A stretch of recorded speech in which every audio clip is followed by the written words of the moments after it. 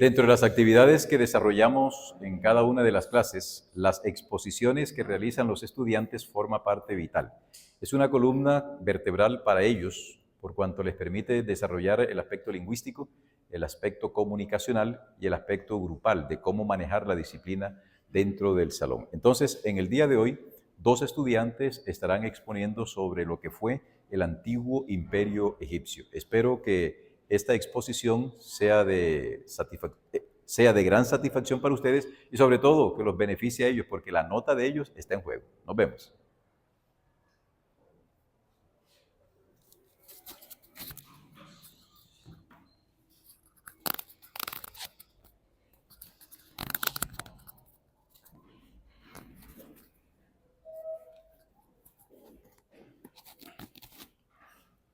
Muy buenas tardes, compañeros y profe.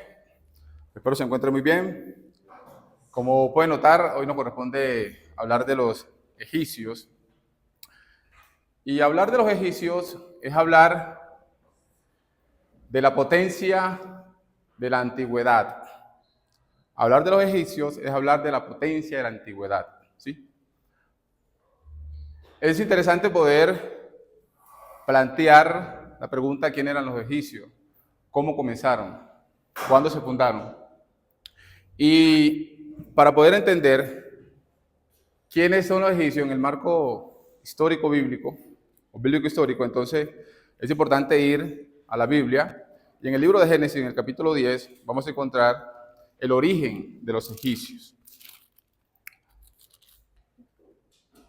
Dice en el versículo 6 del capítulo 10, los hijos de Cam, Cus y Mirram, Fud y Cam, los hijos de Cus, Seba, Ávila, Satat, Raam, Sabecat, y los hijos de Rama, Seba y Dan, Cus, engendró a Nimrod, quien llegó a ser el primer poderoso de la tierra. El énfasis de este texto que he citado se encuentra en el versículo 6, porque Misraim, junto con Patro, su hermano, crearon el antiguo Egipto. Uno se ubicó en la parte del delta, que más adelante vamos a responder a esa pregunta, ¿qué es el delta y cómo está ubicado geográficamente? Y el otro, Patros, fundó la otra parte del antiguo Egipto. Ahora, no avance un momentico. A manera de introducción. Es importante tener en cuenta algo, ¿no? Y he aprendido en esta investigación, antes de avanzar, la importancia de la investigación. No solamente saber el año, el lugar o cómo las cosas se dieron, sino qué puedo yo aprender para mi experiencia personal, ¿sí? Y vamos a responder algunas preguntas que van a surgir en el transcurso de esta exposición. Quiero que nos ubiquemos un poquito bíblicamente, o lo que la Biblia narra, de cómo fue la relación de Egipto con Israel. Referencias bíblicas tenemos muchas. Una la encontramos en el libro de Génesis, otra cuando Abraham va a Egipto. ¿Por qué causa? Porque había una hambruna en la región donde se encontraba Abraham. La otra la encontramos cuando Isaac también va a Egipto porque existía la misma causa y era la hambruna y fueron a buscar alimento allá, pero la otra la encontramos a través de los hijos de Jacob. La historia la conocemos muy bien, cuando uno de los hijos de Jacob fue vendido a los ismaelitas como esclavo, a unos mercaderes, y se posesiona allí José, pero también con el tiempo sus padres y sus hermanos hacen parte de Egipto, en una región llamada Gosén. Es interesante notar que no era el plan de José ni Jacob vivir allí, asentarse allí. No era el plan, porque Egipto se había convertido en la metrópoli, una nación muy potente o potencial, y habían llegado muchos semitas, es decir, muchos inmigrantes, porque Egipto proveía a las demás regiones, a las demás personas, en serie de recursos para ellos poder subsistir. No era el plan. Ahora, durante 3000 años, una de las civilizaciones más gloriosas de la antigüedad se desarrolló a lo largo del río Nilo, y es considerada una de las cunas de la civilización. El nombre original del país era Kemet, Tierra Negra. En el antiguo imperio el idioma era Galcoto. Avanza. Ya voy a explicarle algo. En la zona geográfica de la civilización, cuando me puedo colocar el mapa, por favor. En este mapa, ¿por qué este mapa y por qué no otro? Porque es importante notar que lo azul marca ¿qué? ¿Qué marca el azul? El agua. Y más o menos, quería señalar allí, más o menos, ¿dónde está Aram? Geográficamente, por aquí, en el delta del Nilo. ¿Por qué aquí? Perdón, por aquí. ¿Por qué aquí? Porque estaba cerca de corrientes de agua, ¿sí? Porque era una estrategia, era estratégico poder tener acceso al agua por lo que el agua brinda, ¿sí? Avancemos. Pasa la otra. No, dale hacia atrás. Ajá. El territorio del antiguo Egipto, formado por el delta y la cuenca del río Nilo, era una estrecha franja en el noreste de África, una tierra fértil de poco menos de 6.000 kilómetros de ancho y 1.200 kilómetros de largo, flanqueada principalmente por el desierto del Sahara. El Nilo es uno de los ríos más grandes del mundo, nace en el centro oeste de África, lago Victoria. Ahora, la importancia del río Nilo. ¿Por qué tan importante? ¿Por qué el río Nilo? ¿Qué significa o qué significó el río Nilo para los egipcios? Era como su fuente de vida, tan importante era que para ellos el río Nilo era considerado como un dios, ¿sí? No solamente el río, sino lo que el río le brindaba a ellos, porque a través de esas corrientes, porque allí después que se asentaron los egipcios, ellos fueron los primeros que empezaron como digamos, a fabricar acueductos o regadíos para poder sembrar sus tierras, y eso hacía que las tierras fueran más productivas, ¿sí? Y debido a todo ese asunto es que empezaron a emigrar, ¿sí? A emigrar hacia Egipto por la abundancia, no solamente de tierra, sino de productos, y entre ellos encontramos cantidad de productos como la avena, la cebada, entre otros.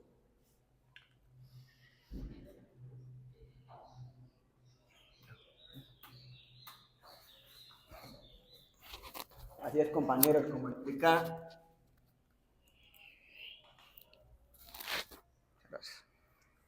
mi compañero Rodolfo, en estos momentos, perdón, mi compañero Joel, en estos momentos Egipto está recibiendo una gran emigración semítica.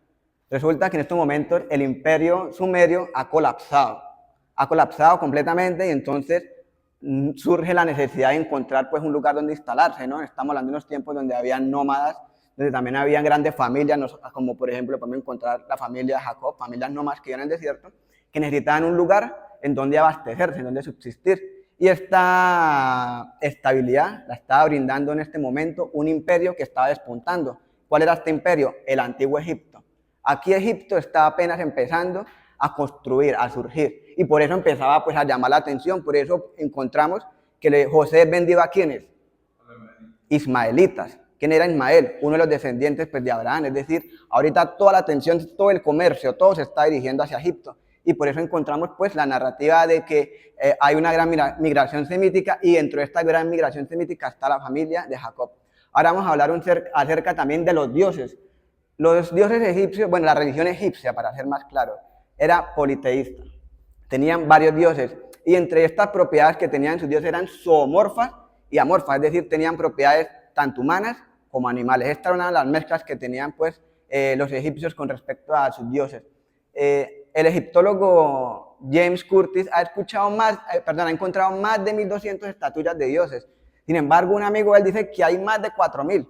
Sin embargo, yo aquí reuní pues lo que se conoce como la Eneada de la Heliópolis. Eneada significa los 9, y Heliópolis es la ciudad una ciudad la más importante en Egipto en este momento, y aquí están pues sus 9 dioses más importantes. Quisiera enfocarme en el antiguo Egipto, cuyo dios más importante era Amón-Ra, una combinación de Amón y de Ra, del dios del sol y de Amón, el dios de la oscuridad. Entonces, estos los combinan y se crea Amon-Ra, uno de los dioses que era prácticamente el principal en su panteón, en su deidad. Este era el dios principal, Amon-Ra. Esto es hasta el siglo XXVII, perdón, no recuerdo bien el siglo, más adelante lo voy a encontrar. Y cuando Cleopatra termina séptima su reinado, la última faraona ptolomaica, cuando termina su reinado por los romanos, ya entra entonces a ser parte Set, Isis y Osiris, la trinidad especial para los egipcios. Es decir, Amon-Ra es desplazado completamente y se reemplaza, y de ahora en adelante los dioses más importantes para Egipto se vuelven Osiris y Set, que es como este concepto de familiar, ¿no? El padre, madre y el hijo. Set era el hijo en este caso. Dicho esto, bueno,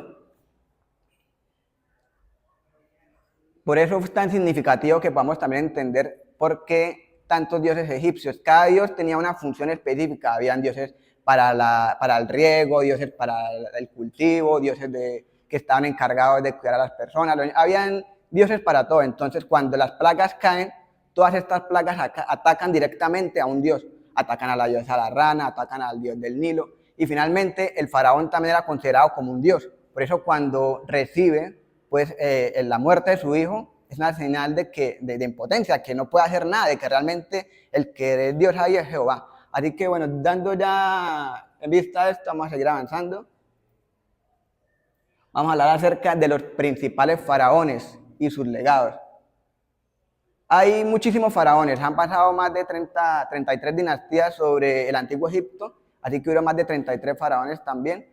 Y me propuse reunir como los más conocidos y los más importantes, porque hay unos que, a pesar de que son importantes, no son tan conocidos. Entonces vamos a empezar con el primero. El primero es Menes.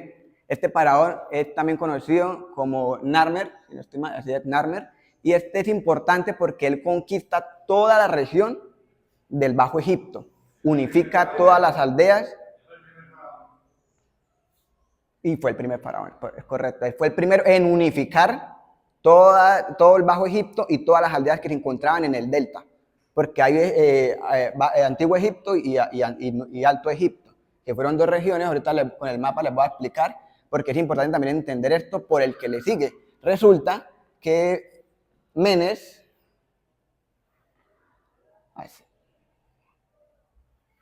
que hay un error, retroceda. No, venga para acá. No, está bien. Como iba, amigo.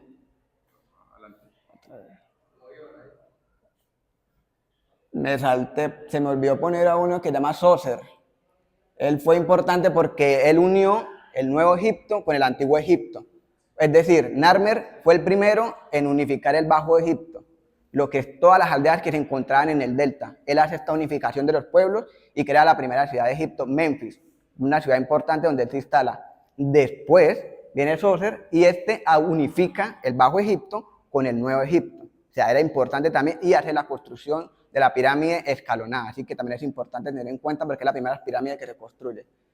No, retroceda, que se me pasó. No.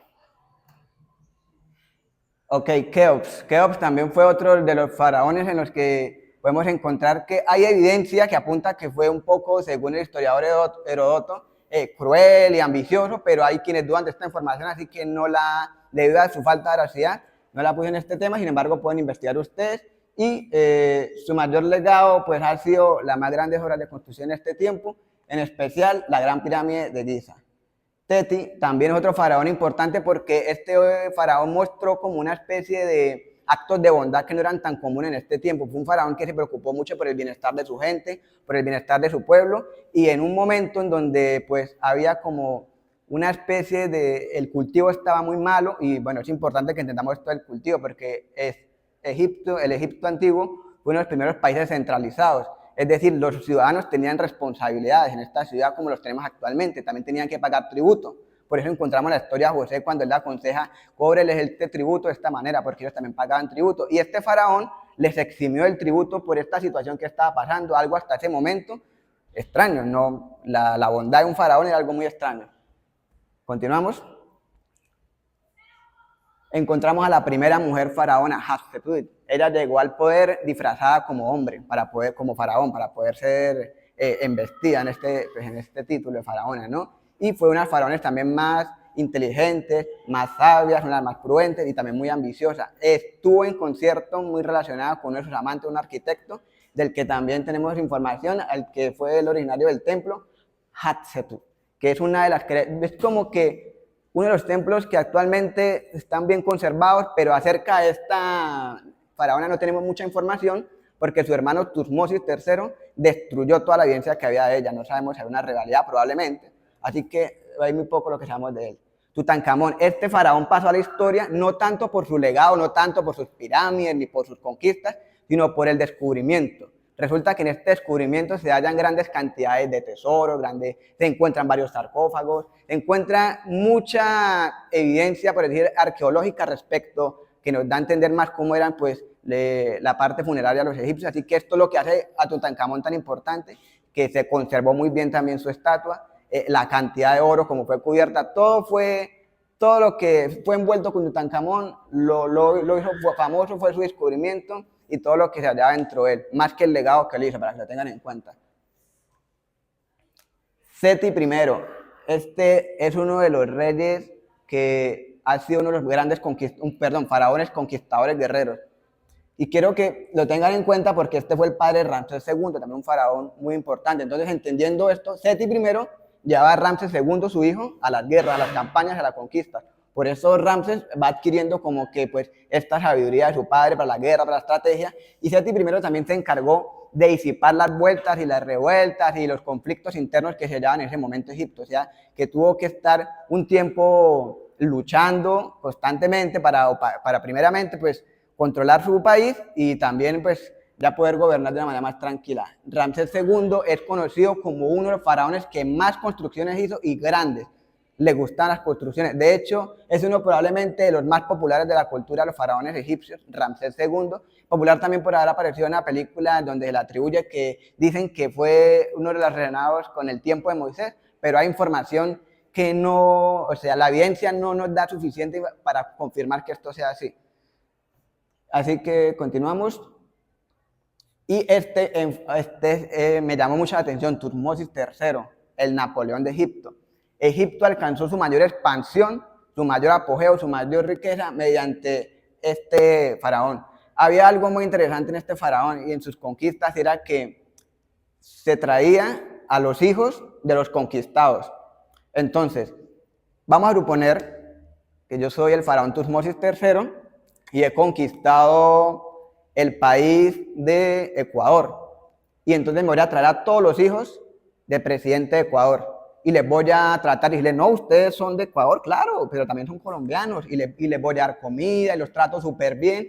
De esa manera lo que le hacía a ellos les imponía la cultura egipcia sobre ellos para cuando ellos volvieran a sus hogares, porque eventualmente luego todos ellos volvían a sus hogares. De esta manera entonces ya llegaban como que diciendo, con partidarios en ciertos lugares, ya era más posible que pudieran como que avanzar en el comercio, en relaciones, porque ya tenían pues estratégicamente ubicadas a todas estas personas que ya habían recogido como elementos de guerra. No solamente saqueaba, como explica aquí, objetos materiales, oro, ganado, sino también recursos humanos que utilizaba más adelante. Entonces, la relación Egipto-Israel, como ha dicho aquí mi querido amigo, todo empieza cuando Abraham empieza a hacer el primer contacto. Abraham en este momento tiene un ganado inmenso y necesita de estos pozos de agua, necesita del agua del río Nilo. Así que él necesita buscar un lugar que tenga pues lo que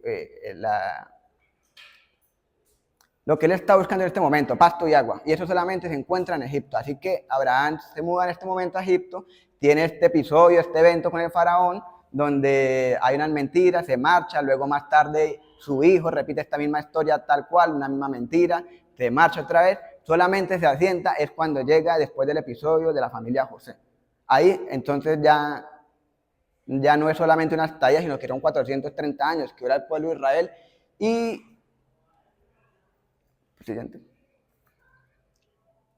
Y entonces por esto ahora vamos a mirar también cómo veían los egipcios a estas personas que llegaban, ¿no?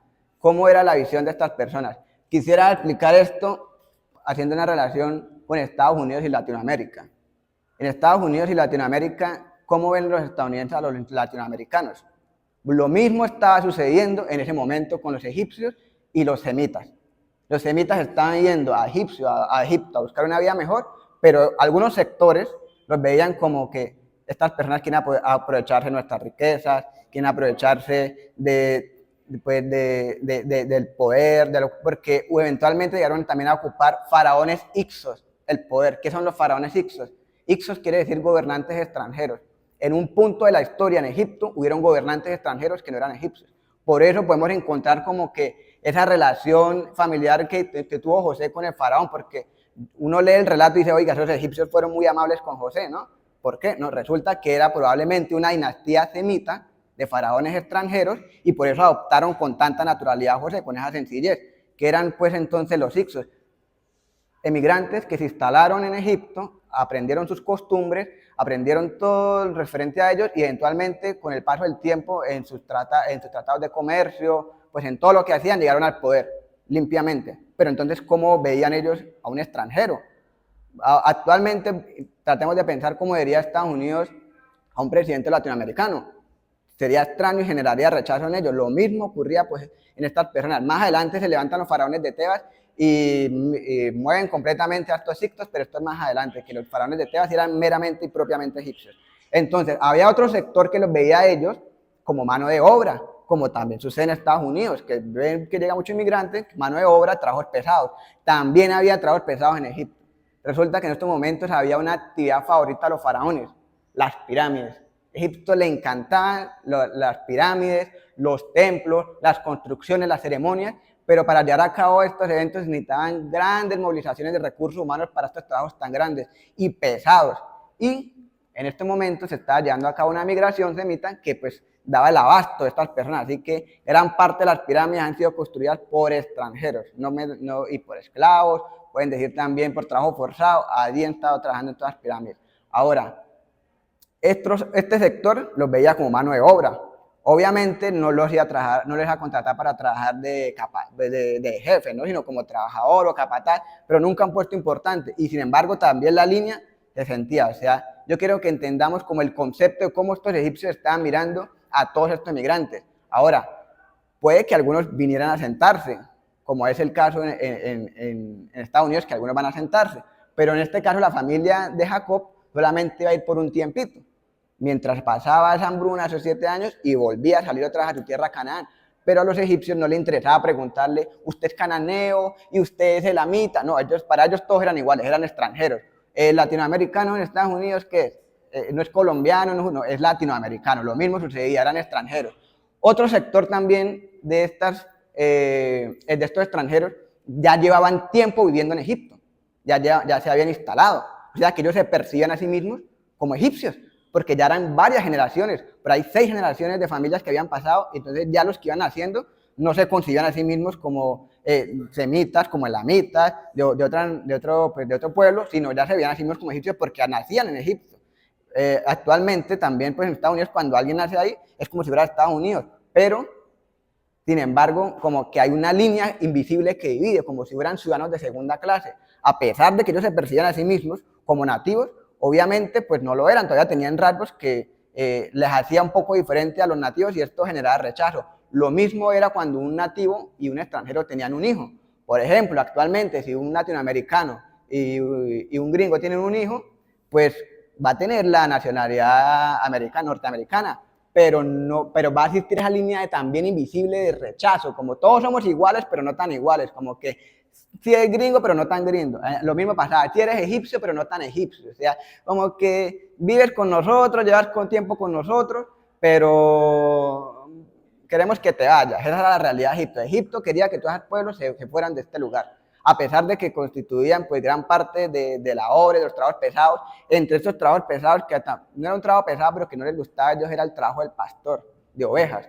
Para ellos esto era una abominación. El pastor de ovejas, para ellos representaba como que un nivel bajo en la sociedad, y por esto cuando los pastores, pues la familia de José, que es pastor de ovejas, dicen vayan a Gosén porque no queremos tener este contacto con usted porque nos aborrecemos entre nosotros los dos. Entonces por eso es que envían a Gosén, una tierra próspera y fértil, para poder alimentar este ganado. Muy bien, entonces, ya entendiendo esto, podemos ver también entonces la relación. Ahora, 430 años pasa para que Israel pueda salir. Durante estos 430 años, por supuesto, que hubo influencia egipcia. Como mencioné anteriormente, cuando las familias se llevaban asentadas, iban adquiriendo, como decir, la nacionalidad egipcia, no solamente la nacionalidad, también las culturas, la costumbre, también su sistema, por ejemplo, de alimentación, como ya mencionó aquí mi amigo Joel. Y encontramos pues en esta parte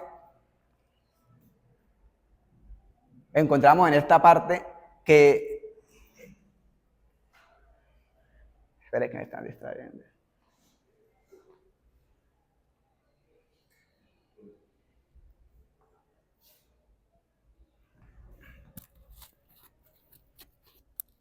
Bien, continuando. Creo que lo que mi compañero ha expresado, está más claro, ¿no? Que el agua.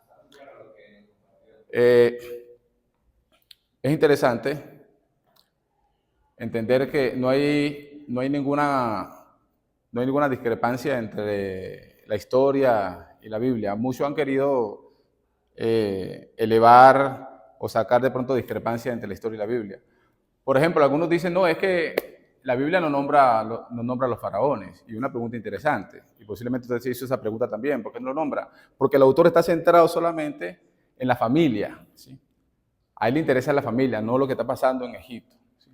Pero ¿por qué conocemos lo que pasó en Egipto y lo que mi compañero narra? ¿Por qué? Por lo que trae a colación. Porque la historia lo demuestra, ¿sí? Pero el autor de Génesis solamente se centra en lo que es la familia. Y la familia del pueblo de Dios. O sea, ¿qué quería Dios a través de ello? ¿Qué quería mostrarnos a nosotros? ¿Qué quiere que aprendamos nosotros hoy? Es una pregunta interesante, ¿sí?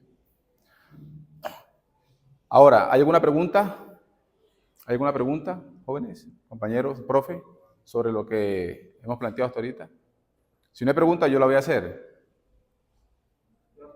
Ajá, pregunte, Gerson. No sé si le comprendí a compañero acá, a Rubén, acerca del padre de Ramsés II. Él había mencionado de que posiblemente tuvo en la época de... Posiblemente, o sea... Posiblemente sí. Ahora, tenemos evidencia, es la cuestión, posiblemente puede haber sido muchas cosas, pero la cuestión es que tenemos evidencia que Ramsés II estuvo involucrado con Moisés. No tenemos evidencia, no hay evidencia científica, arqueológica que nos diga que Ramsés II fue el que estuvo. Claro, es a través de la historia que se ha querido como arreglar o meter allí cosas que... Pero es interesante, mire, ¿hay otra pregunta? No hay pregunta, ok, mire. Para cerrar, porque hasta aquí todo es bonito, ¿no? Porque el autor se centra en la familia. ¿Qué familia? La familia de Jacob, ¿sí? Abraham, Isaac y luego Jacob, ¿sí? ¿Qué influencia ejerció Egipto sobre Israel?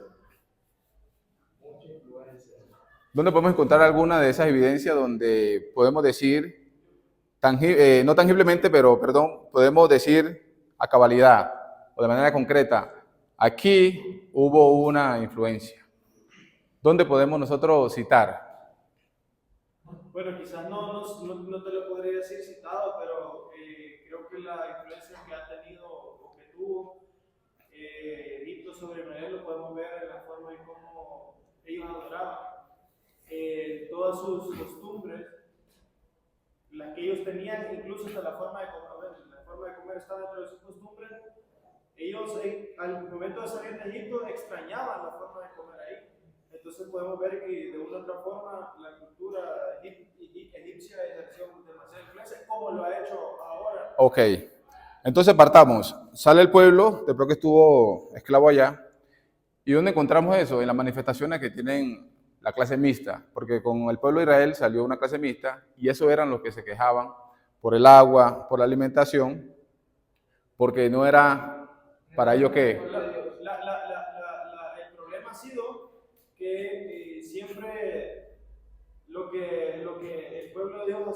sido vulnerable, prácticamente ha sido una forma de adoración a Dios. Porque como tú mencionaste ahorita, la multitud mixta que conocemos fue la que se dedicó a incentivar la adoración a un becerro de oro. Entonces, esas costumbres son las que traían de los egipcios.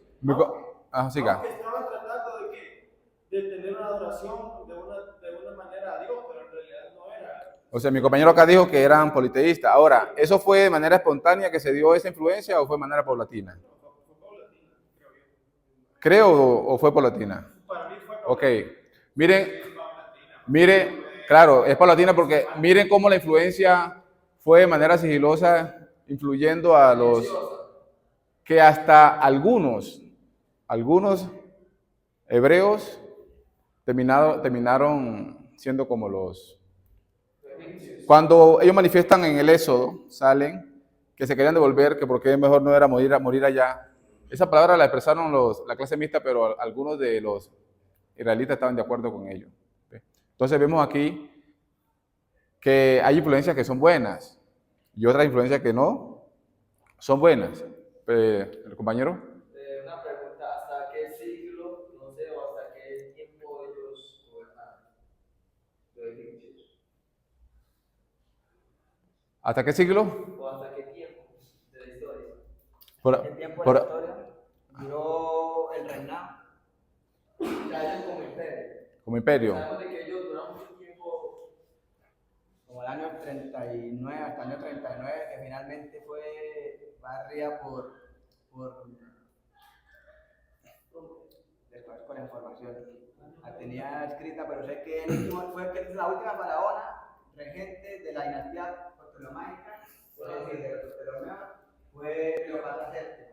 Esta fue la última, hasta ahí llegó un país como Egipto, como país libre, como nación libre, independiente. Ya a partir de adelante hizo parte de Roma. Por eso encontramos que Herodes, cuando en el tiempo de Jesús, era el que estaba encargado de administrar también Egipto. Entonces ya la última faraona fue Cleopatra VII. Compañero Río tiene una pregunta. Ustedes mencionaban sobre una faraona que llegó a ser faraona vestida de hombre, ¿cierto? Cleopatra. Sí. Mencionaban que se tenía muy poca información sobre ella. Y entonces yo tenía la duda, porque dijeron que la información fue eliminada por su hermano, ¿cierto?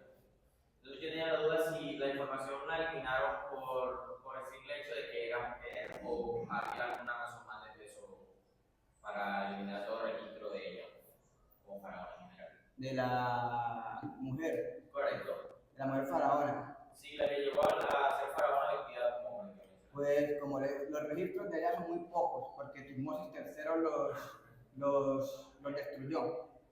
Así que la evidencia que queda de ella está registrada en el templo, que lleva el mismo nombre pues, de ella y que fue también con su amante, que fue no recuerdo el nombre de su amante, jugó un papel muy importante con ella en la construcción de este templo.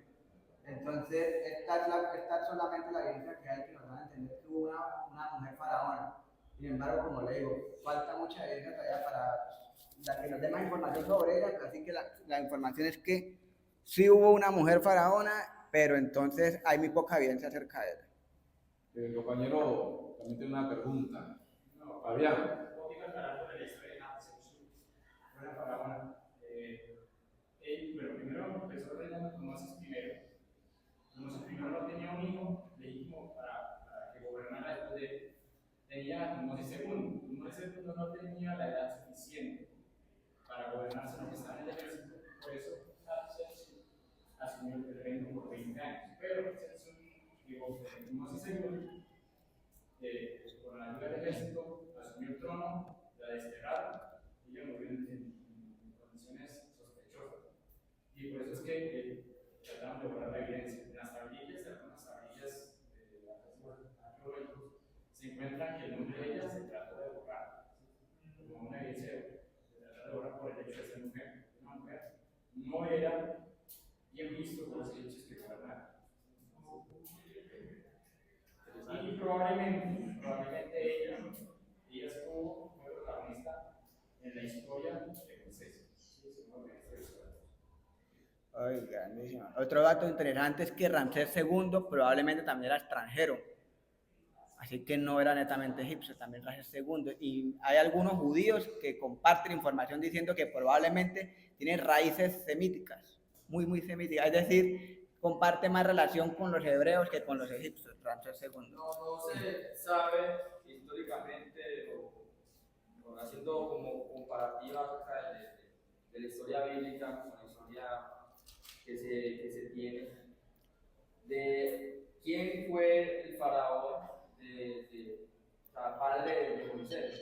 Esa es la pregunta que quería hacer. El padre de Moisés, pues no nos dan información tampoco acerca. Hay varias opciones también, pero pues solamente se conoce como el faraón pues, que adoptó a Moisés, ¿no? Después la reina regente fue la hija, pero no nos dan tampoco mucha. Hay opciones, o sea, hay varias posibilidades.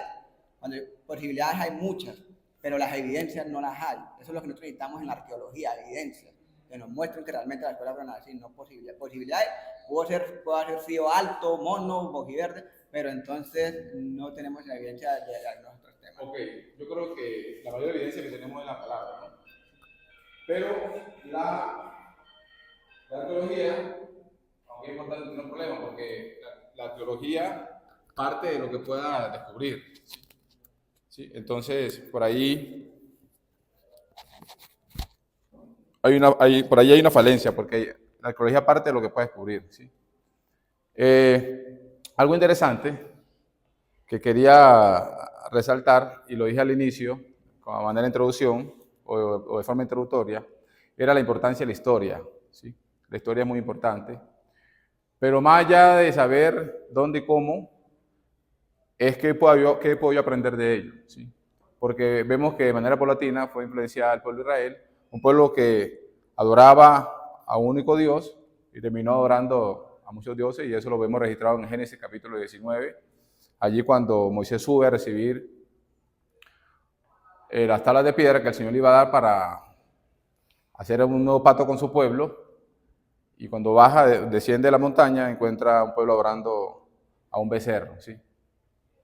El Señor dice en su palabra en el libro de Mateo 23:3, así que todo lo que os digan que guardéis, guardarlo y hacerlo, pero no hagáis conforme hacen. ¿Qué podemos aprender de esto que hemos planteado hasta ahorita? ¿Qué podemos aprender?